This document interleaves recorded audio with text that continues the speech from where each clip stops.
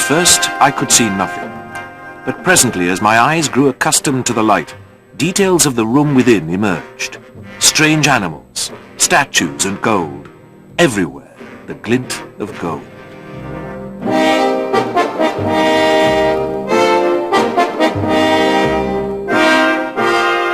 With these words, Howard Carter described the greatest archaeological discovery ever made. Nothing before or since has equaled the splendor and magnificence of the tomb he had uncovered in 1922 in Egypt's Valley of the Kings.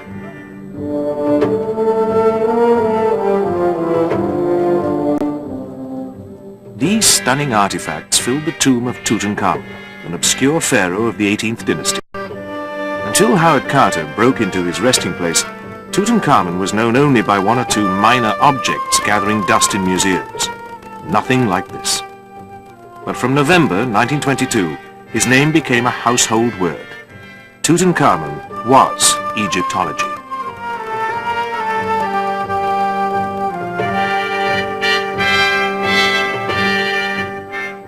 He also became the subject of a legend woven around a curse which was said to bring death to anyone who desecrated his tomb. Woe betide any grave robber or archaeologist who disturbed the 3,000-year slumber of the pharaoh Tutankhamun.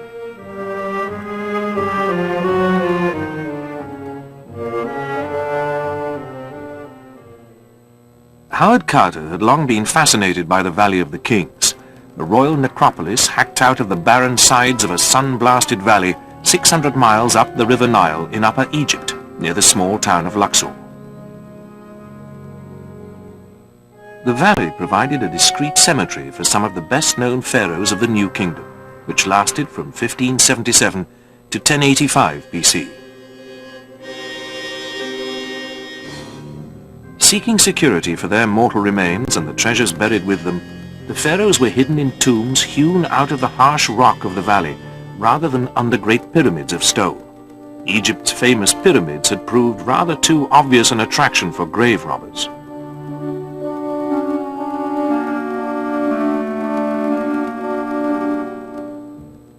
In 1914, Howard Carter began excavating the valley in association with George Herbert, the 5th Earl of Carnarvon. The Earl was an archaeological dilettante who spent much time in the warm climate of Egypt after a car accident left him in frail health. Carter was Carnarvon's field director, a stubborn, short-tempered, self-educated man who had first come to Egypt in 1892.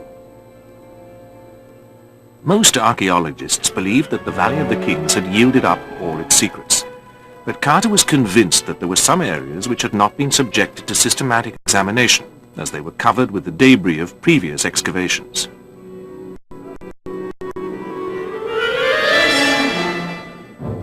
Carter's hunch was correct, but he had to wait until the beginning of November 1922 before he uncovered the steps in the rock which were to lead him to Tutankhamun. At the 12th step, he found a sealed doorway. The doorway had been hidden from previous excavators by the remains of workmen's huts erected during the building of the tomb of Ramesses VI. It bore a seal, that of Tutankhamun. Carter carefully filled in the entrance he had uncovered.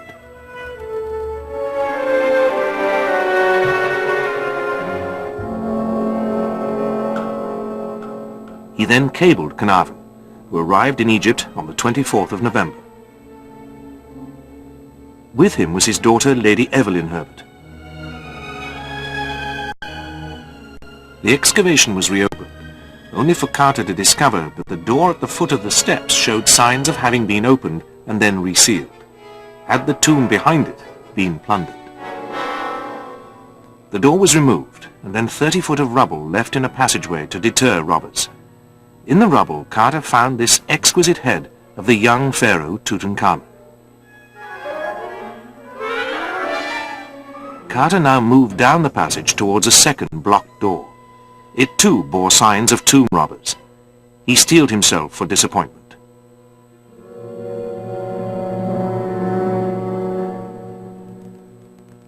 With trembling hands, he made a hole in the door large enough to shine a light through.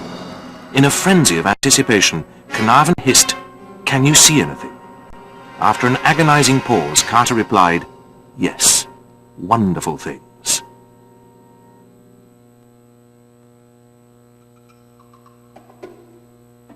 The treasures in the antechamber uncovered by the two men were the start of a stunning process of discovery. As Carter and his team penetrated deeper into the tomb in successive seasons of work, objects of ever greater beauty were brought to the surface. But it was not until the autumn of 1925 that Carter came face to face with Tutankhamun.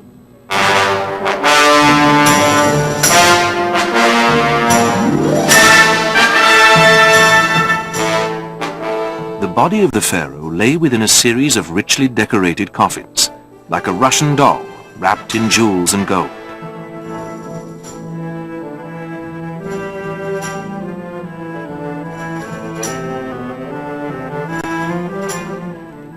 Over the head, shoulders and chest of Tutankhamun's mummified body was a death mask of sheet gold.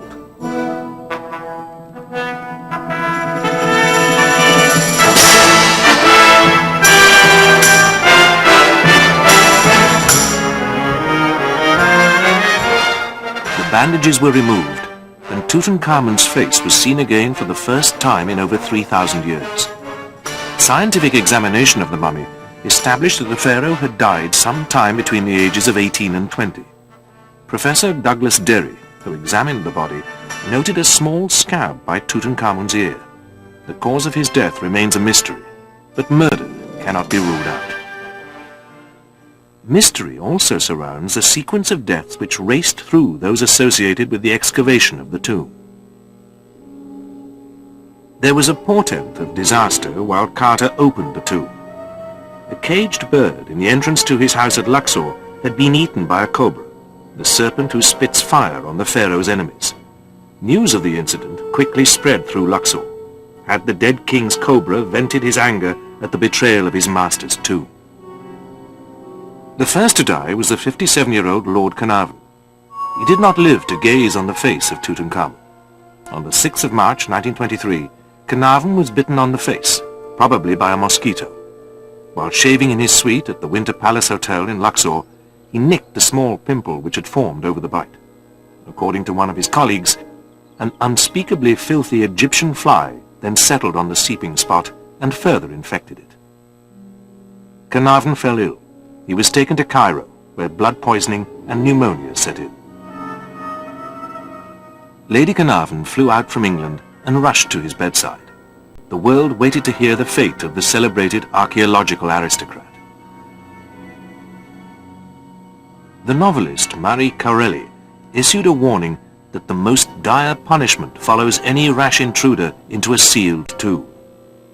Shortly afterwards, on the 5th of April, Carnarvon died. At the moment of Carnarvon's death, in the small hours of the 5th of April, all the lights in Cairo are said to have gone out. It was the first of several sinister events which accompanied his departure from the world and fueled rumors of the curse of Tutankhamun. At Highclere, Carnarvon's home in England, his terrier bitch is said to have set up a terrible howling when he died and then dropped dead herself. Some claim that the suppurating wound on Carnarvon's cheek was in exactly the same place as the scab on the face of the long-dead pharaoh. As he lay dying, Carnarvon might have reflected on the words of Arthur Weigall, an archaeologist long resident in Egypt, who also acted as a special correspondent for the Daily Mail newspaper. Weigall had told Carnarvon the tale of an earlier aristocratic archaeologist, an English nobleman who had brought a mummy to England. A series of tragedies followed. The aristocrat's arm was blown off in a shooting accident. His house burned down. His mistress was lost at sea. As Carter's team prepared to enter Tutankhamun's tomb for the first time, Carnarvon was in a jocular mood.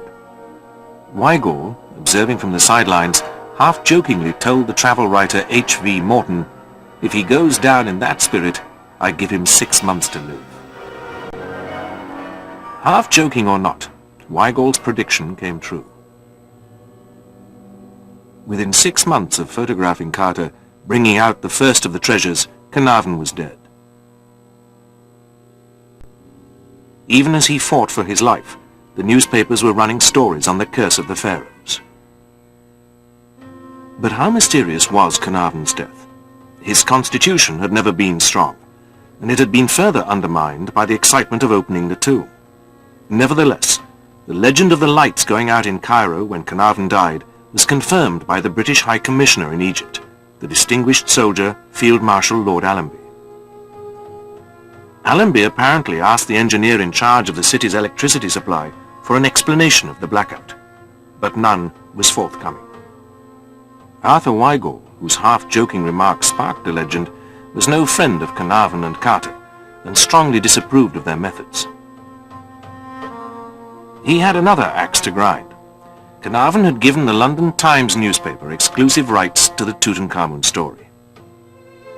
Weigall, the special correspondent of the Daily Mail, was one of many disgruntled journalists trying to beat the Times embargo.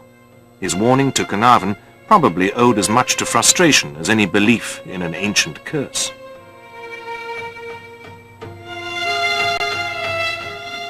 Nevertheless, the suspicion that there was more to Carnarvon's death than a septic mosquito bite suited the popular image of ancient Egypt. It satisfied a deep-seated expectation of supernatural evil associated with a strange and distant civilization. One which by the end of the 19th century was being explored not just by archaeologists, but a new breed of wealthy tourists.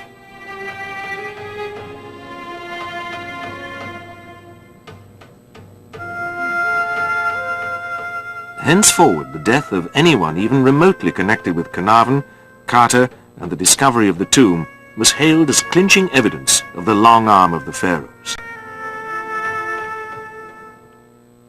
There seemed no shortage of evidence. In September 1923, Carnarvon's younger brother, Aubrey Herbert, died suddenly after an operation to remove some teeth. An early visitor to the tomb had been Prince Ali Kamal Fahmy Bey. He was murdered by his wife at London's Savoy Hotel. Carnarvon's secretary, Richard Bethell, died unexpectedly of a coronary thrombosis. His father, Lord Westbury, committed suicide by jumping from his 7-story London apartment. At his funeral, Westbury's hearse ran over and killed a small child. Arthur Mace of New York's Metropolitan Museum had been Carter's right-hand man and present at the opening of Tutankhamun's coffin. His health broke down and he died in 1929. Arthur Weigall reminded Daily Mail readers that some very strange things have happened in connection with the Luxor excavations. Sir Arthur Conan Doyle, the creator of Sherlock Holmes, declared himself a believer in the curse. Arthur Weigall was well aware of the legends surrounding the gods of ancient Egypt and the power they could exert on an active imagination. In the years before the First World War, Weigall had befriended an American artist, Joe Lyndon Smith, who spent a lifetime painstakingly reproducing the wall paintings in the temples and tombs of the Valley of the Kings. Smith was fascinated by the heretic pharaoh Akhenaten, who had attempted to supplant the cult of the god Ammon-Ra with a new religion based on the worship of the sun. The headquarters of the priests of Ammon-Ra were at the great temple of Karnak, near Luxor. After Akhenaten's death, they took their revenge. He became the ancient Egyptian equivalent of a non-person. Akhenaten was erased from official history, and a curse was placed on him, condemning him to wander forever through the afterlife.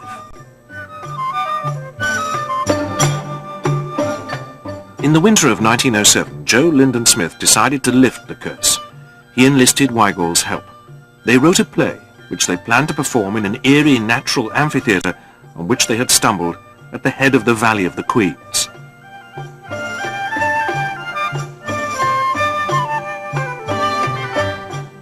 Smith's wife, Corinna, was to play the accursed Akhenaten, and Weigall's wife, Hortense, was also given a part.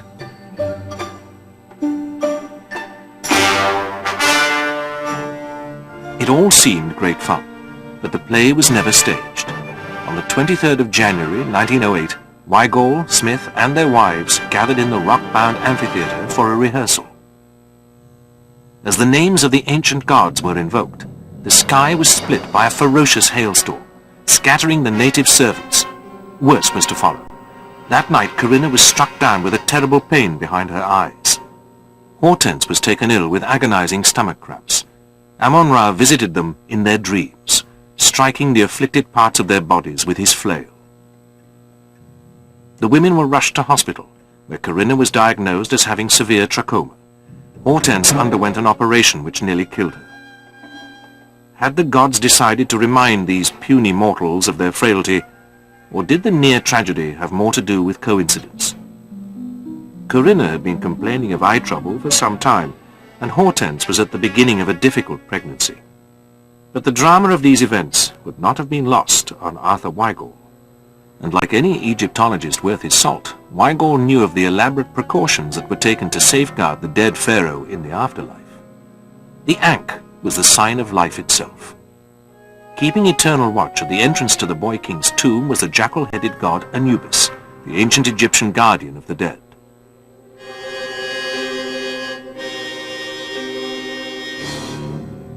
One of the sentries in the burial chamber was the goddess Nephthys, with outstretched wings ready to enfold Tutankhamun. The lioness god Sekhmet, and Jemisu, with his savagely hooked beak, stood guard. Protective formulae called on the gods to watch over the dead pharaoh on his long voyage through the afterlife.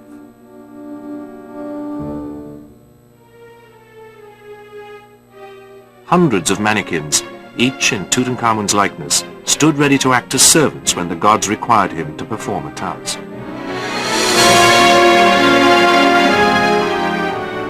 The pharaoh was also provided with personal protection.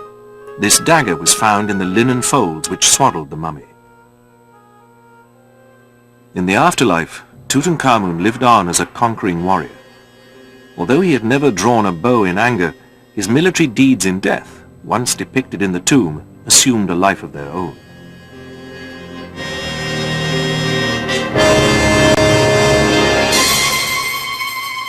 Could the pharaoh smite his enemies from beyond the grave? In 1934, the American Egyptologist Arthur Winlock disagreed. He pointed out that of the 26 people who had been present at the opening of the tomb, 6 had died within 10 years. Of the 22 who had witnessed the opening of Tutankhamun's sarcophagus, only 2 had died. The 10 people who had witnessed the unwrapping of the mummy were still alive. Howard Carter, surely the prime target for the wrath of the pharaoh, died of Hodgkinson's disease in 1939, at the age of 64. Hodgkinson's disease is a rare condition, and it is said that Carter died a lonely and disappointed man. But this 17-year delay perhaps stretches the curse too far. Harry Burton, the man who photographed every detail of the tomb and its contents, died in 1940. Lady Evelyn Herbert, Carnarvon's daughter and one of the first to enter the tomb, survived until 1980.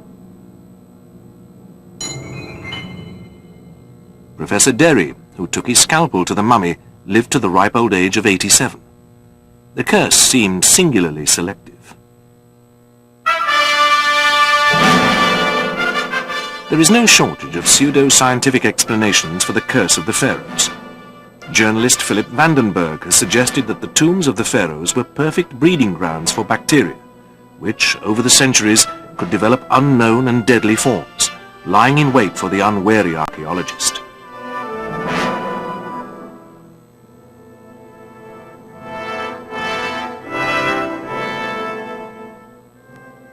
The ancient Egyptians were expert poisoners. They were familiar with substances which did not need to be swallowed to prove deadly. They could be absorbed through the skin. Wall paintings could be treated with these substances before the chambers in the tomb were sealed and made airtight. Tomb robbers always bored a small hole in the chamber wall before entering to allow fresh air to circulate. So did Howard Carter, but he pronounced Tutankhamun's tomb to be sterile. Another theory, put forward in the late 1940s, suggested that the ancient Egyptians protected their holy places with radioactive rock and smeared the floors with uranium. But the insect which killed Lord Carnarvon was not radioactive. Perhaps the most outlandish claim for the power of the curse concerns one of the worst disasters in maritime history, the sinking of the liner Titanic in 1912. Students of the incident, in which 1,500 passengers and crew lost their lives, know that the liner was lost on her maiden voyage after colliding with an iceberg in the North Atlantic.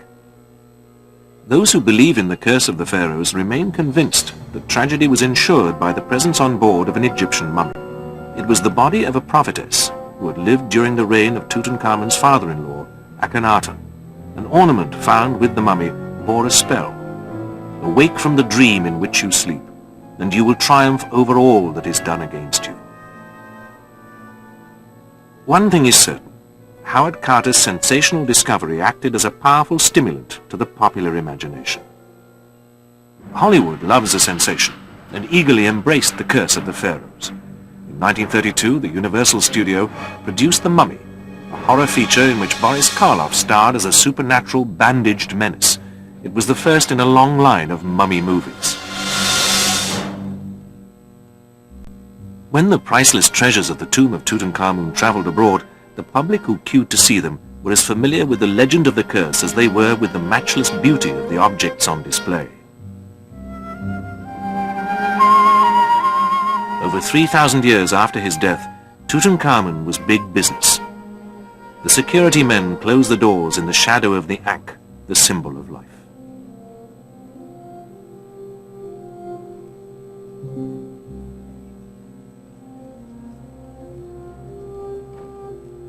Even in the jostling crowds, the contents of the time capsule which carried Tutankhamun through the afterlife have the power to take the viewer on a mental journey through time itself, just as they did Carter and Carnarvon over 70 years earlier. Their eerie beauty has the power to still even the most skeptical observer.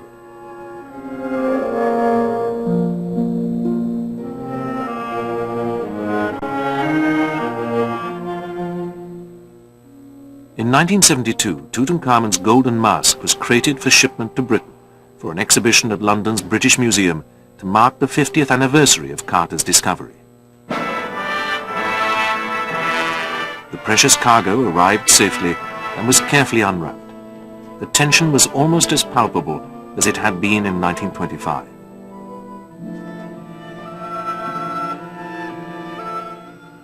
In charge of the operation at the Egyptian end was 52-year-old Dr. Gamal Meres, Director General of Antiquities at Cairo Museum. He believed he was living proof that the curse did not exist. But on the day that the shippers arrived to remove the mask of Tutankhamun, Dr. Meres died of a heart attack.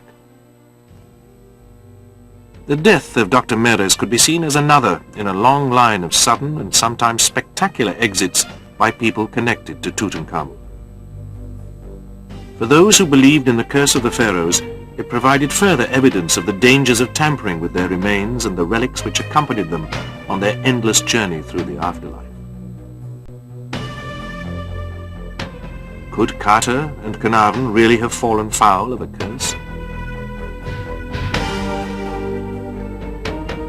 Carnarvon was indeed struck down even before the bandages were peeled from the face of the pharaoh.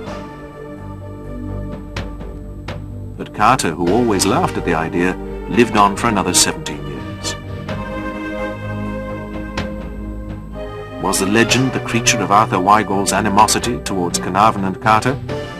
Weigall died in Egypt of a fever, a common enough occurrence, but one which earned him the honor of becoming victim number 21 on the Boy King's hit list. Tutankhamun was buried over 3,000 years ago. It may be another 3,000 before we can bury the myth of his curse.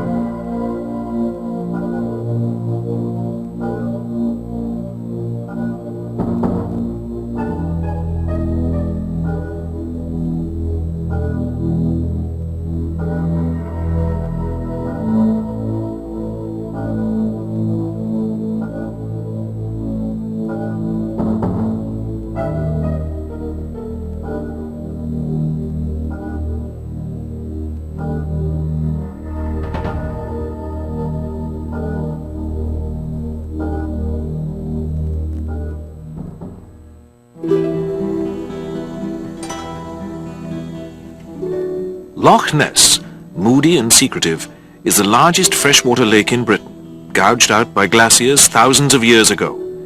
It is 23 miles long and a mile wide. In places, Loch Ness is over 1,000 feet deep. The loch lies between Fort Augustus and Inverness, at the northern end of Scotland's Great Glen, the fault line which cuts across the Highlands, sculpting an area of great scenic grandeur. Mystery and romance lurk below the ruined battlements of Castle Urquhart on Loch Ness's northern shore. The play of light on water is never-ending. Loch Ness's waters are cold and dark. Heat washed down from the surrounding hills produces a swirling murk below 50 feet. Even the lights of a modern mini-submarine cannot penetrate the enveloping gloom.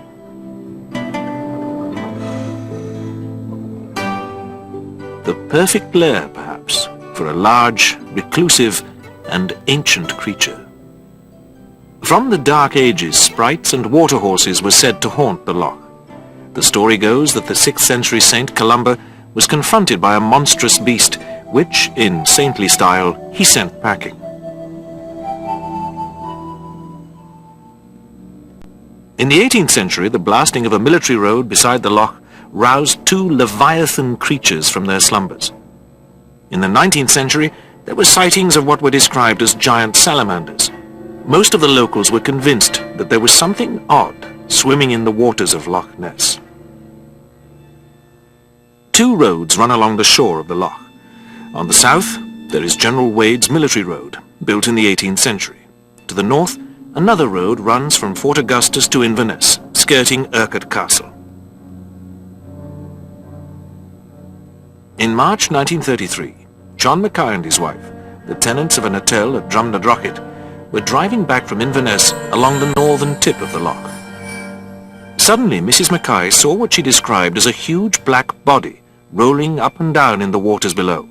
As the commotion subsided, she saw 2 black humps moving across the surface of the loch. They rose and sank before disappearing in another thrashing of water.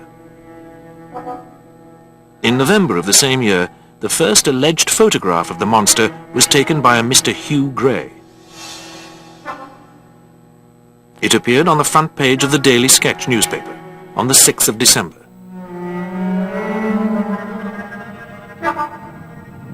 The Sketch's rival, the Daily Mail, responded by sending a big game hunter, Montague Wetherall, to track down the beast. Wetherall and his cameraman prowled the shores of the loch. Almost immediately, the intrepid big game hunter discovered a set of strange footprints. He staked his reputation on their authenticity. The spoor was dispatched to London under tight security.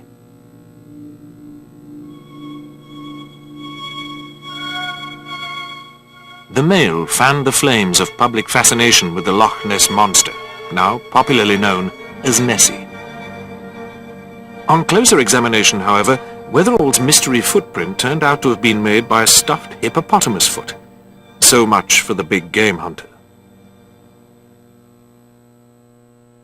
The spring of 1934 saw the publication of a new photograph, taken by a gynecologist, Robert Kenneth Wilson. It was to be dubbed the surgeon's photograph, and appeared in the Daily Mail on the 21st of April.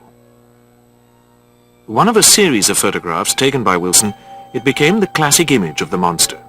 For his part, Wilson never claimed to have photographed the monster, only an object moving on the loch. Scientific opinion was not impressed, but many people were inclined to believe a local man like water bailiff Alex Campbell, who encountered Nessie on numerous occasions. Way back many years ago, I took one of the police force with me out in my boat. There was sheep stealing going on at the time, and the police and our department worked hand in hand, you see. I took this chap out, Constable John Fraser, one of the finest men I ever saw or met, and we're rowing quietly along, crossing the loch to the far side, where there's a farm, sheep farm. About midway across the loch, rather, we heard this upsurge of water. Mind you, that was after midnight, dark, and John, Constable Fraser, was absolutely shattered. Oh, heavens, he said, what's that? I said, don't worry, it'll be all right. It's the creature itself. Well, we listened to it quite clearly, breathing. Like that. That was the sound of the breathing. Astonishing. And gradually it faded gently away and it disappeared. I mean, it's submerged. You could hear the sound. Everything flat calm, you see. Beautiful. At about the same time, Richard Singh had also seen something unusual. Quite a different shape. Well, that was in August 1934, and my parents and sisters and I were staying at Fort Augustus in the hotel, and I was shaving and looking out onto the loch on a very fine morning with no wind, the loch as clear as a mirror, and there was a black hump there. At least it looked black the way the lighting was, about 3 feet across, I should say, and a foot above the water at its maximum, and about a quarter of a mile out. Well, I called the others, and as we were watching it, it suddenly started to move off in a northerly direction. I should say making about 15 miles an hour, because we paced it. We got the car out, and we paced it, and we followed it for 2 miles up the side of the loch. Singh reported other witnesses. Yes, there were some workmen by the bridge which we crossed in Fort Augustus, and we pointed it to them, and they regarded it as a matter of course. They said, oh, aye, that's the monster. An everyday occurrence. Well, so it seemed then. Theories abounded as to what the monster might actually be. But amid the speculation, the majority of sightings had a familiar ring to them, prompted perhaps by the surgeon's photograph. The slender neck, flat, snake-like head, humps, and rough elephant-like skin occurred time and again, the monster beloved of media and public alike.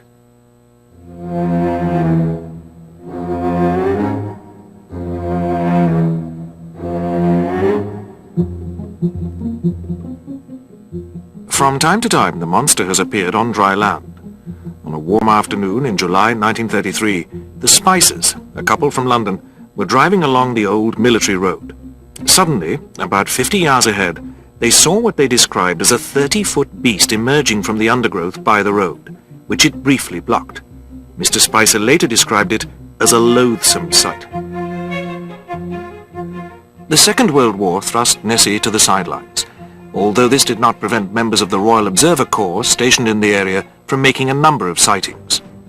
The bombastic Italian dictator Benito Mussolini also claimed that his bombers had attacked and killed the monster.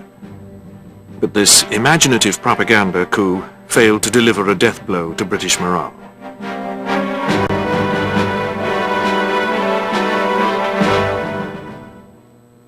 In the 1950s, a spate of sightings and photographs rekindled public interest in the secret of the loch. Urquhart Castle was the scene of one of the most celebrated when in July 1955 an Ayrshire bank manager, Peter McNabb, photographed what seemed to be an enormous black creature cruising on the surface. In 1958, BBC Television mounted a monster hunt of its own in the same spot.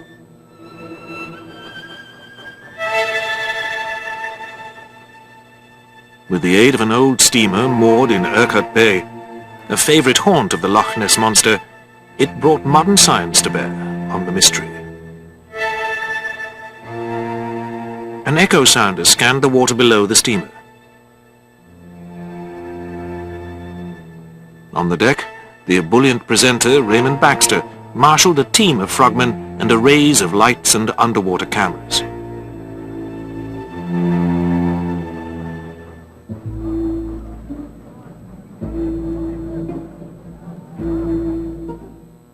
But Nessie did not come out to play with the BBC's frogmen.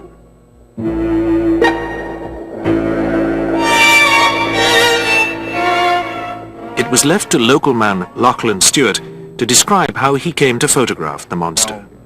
I got up as usual that morning, about 6:30 to milk the cow, and on looking from the window I saw what I first thought was a boat travelling in the direction of Doors from Urquhart Castle. On looking again a few seconds afterwards, I saw another thing appear just behind the first one. It was then that I thought it must be the monster. Did he believe in it? I did not. And, I grabbed the camera from the sideboard, called to a friend who stayed with me, and I dashed down to the shore.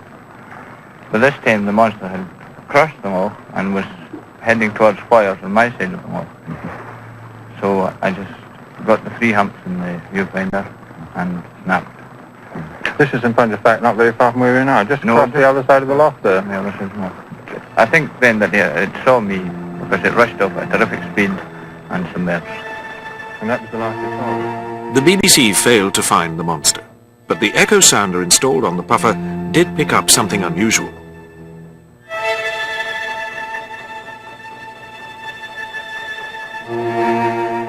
Speaking to the BBC's new radio camera, Baxter described how the echo sounder, which had been developed to help trawlermen locate shoals of fish, was capable of picking up even relatively small individual objects.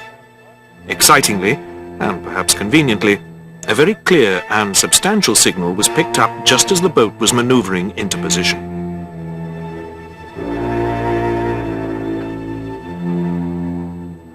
When the technician who was operating the machine was asked to identify the trace, he was unable to say exactly what it might be.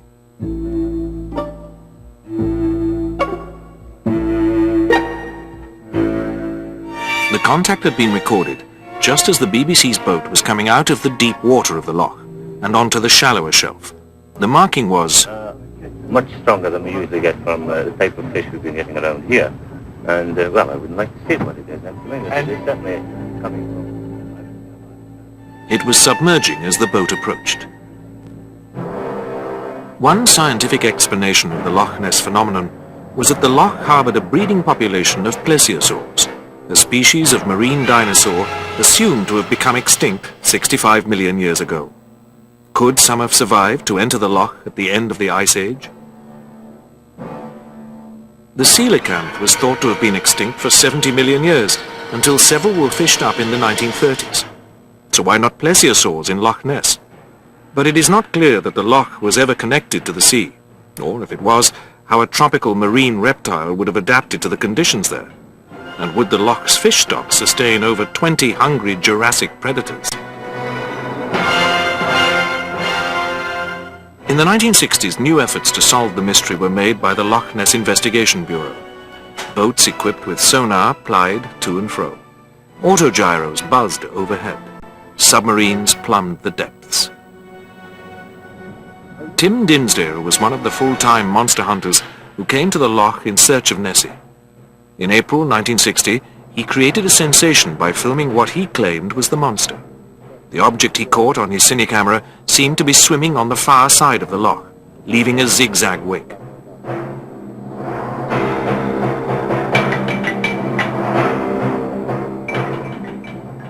Dinsdale was convinced that only part of the creature he was filming appeared above the surface. If the monster is a plesiosaur-like creature, its appearance would depend on the eyewitness's viewpoint and the creature's attitude in the water. Tim Dinsdale saw what can best be described as an upturned boat shape moving away from him towards the northern shore of the loch.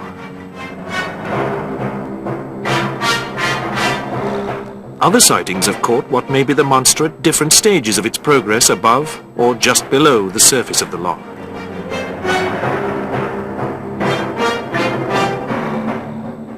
When one collates the hundreds of sightings of Nessie, the majority build up into the plesiosaur profile advocated by many of the monster hunters. One of them was Robert Rines, president of the Boston-based American Academy of Applied Sciences. In the early 70s, Rines set out to photograph Nessie underwater.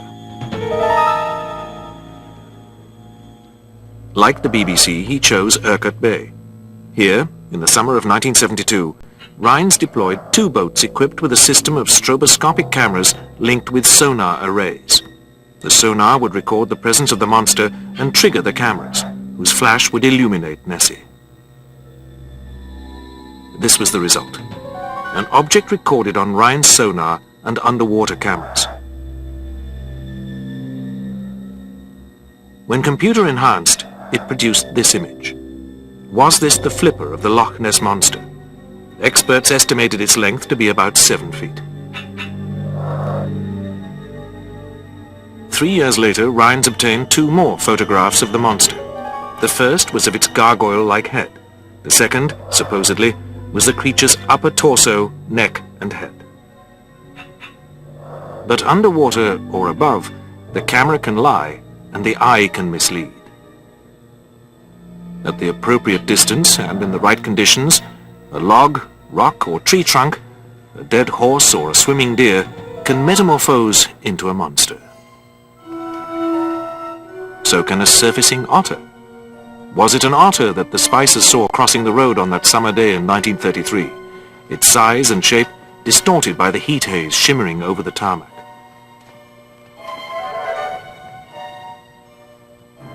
The naturalist, Peter Scott, showed how easy it is to create the sudden illusion of something strange moving about in the loch.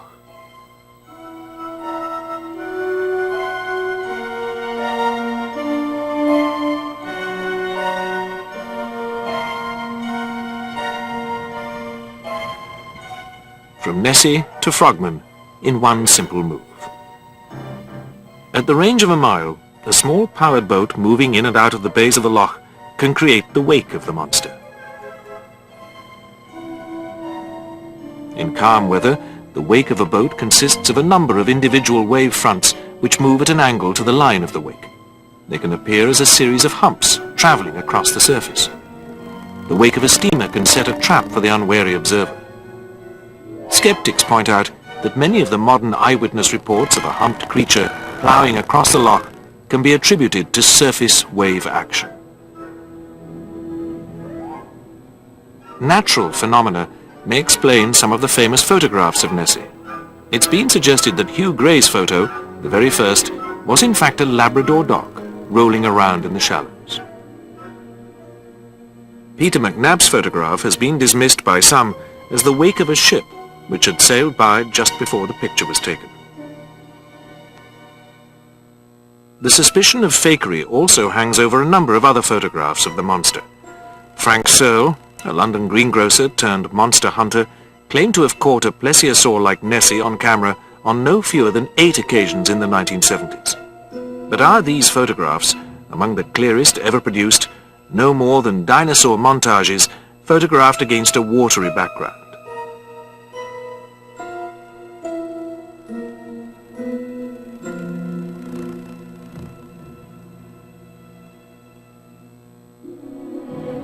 And what of the surgeon's photograph? Robert Kenneth Wilson always maintained that he did not believe in Nessie. In 1994, his famous photograph was revealed as a fake. One of Wilson's collaborators in the hoax, Christopher Sperling, told the press that Nessie had been fashioned from plastic wood and mounted on a toy clockwork submarine. Apparently, Wilson was surprised by a water bailiff after taking the photographs. The evidence was scuttled and now lies somewhere on the bottom of the loch in only 3 feet of water.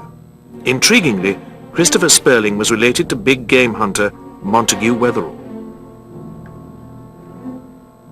Cinefilm has also raised more questions than it answers. Tim Dinsdale's film was analysed by an RAF photo reconnaissance team who declared it to be an animate object. Others believe it to be a small powered boat belonging to a local farmer.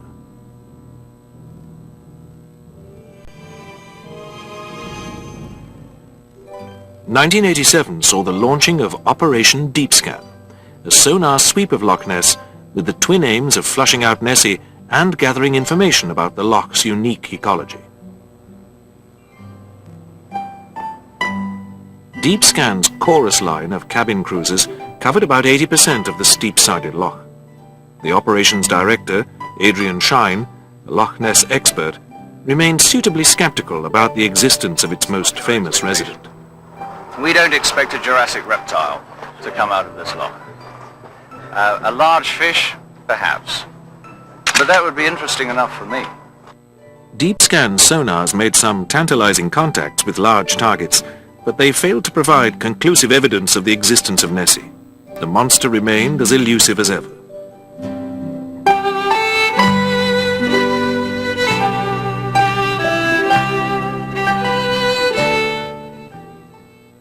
But one element of deep scan cast serious doubt on the photographs taken in Urquhart Bay by Robert Rhines in 1975.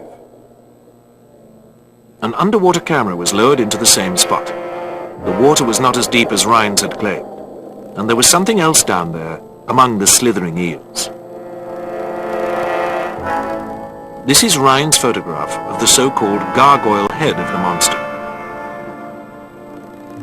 And here, in the same spot, is a rotting tree stump to which the gargoyle head bears an uncanny resemblance.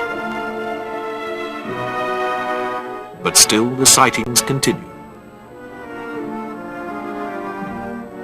In 1994, a holidaying Canadian couple's camcorder filmed a strange disturbance on the surface of the loch. What the hell is it? Put that thing on zoom? As close as I can get. John? Nah. Yes.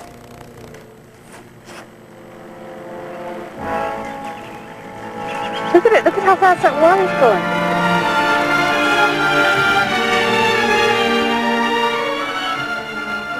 Sunlight and shadow cast their spell on the loch as powerfully as they have ever done.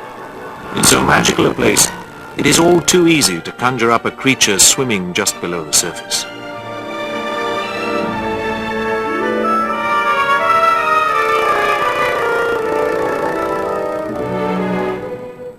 And yet Loch Ness still keeps a tight hold on its secrets. And the hunters still come.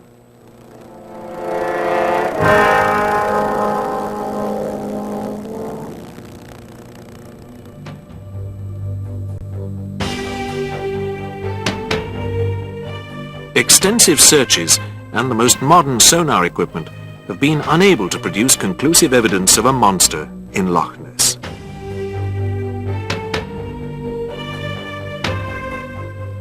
Submarines and divers have failed to make what would be one of the scientific finds of the century.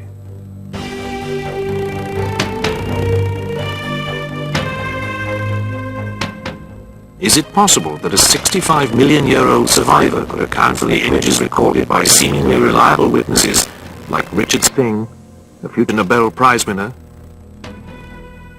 Peter McNabb, and Lachlan Stewart?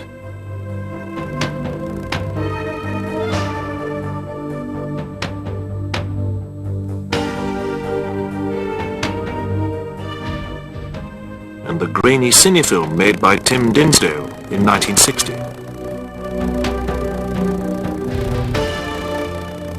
Or are we all the dupes of the ingenious hoaxer surgeon Robert Kenneth Wilson?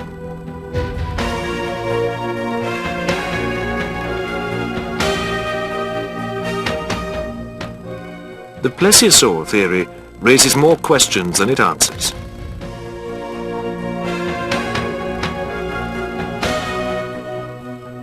But might Nessie be another creature entirely?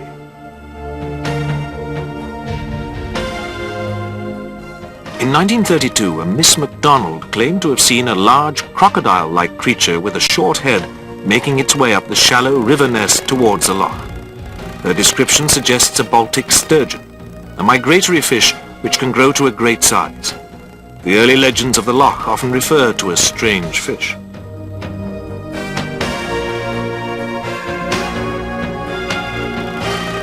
Perhaps there really is something very large and very old swimming purposefully through the gloomy waters of Loch Ness.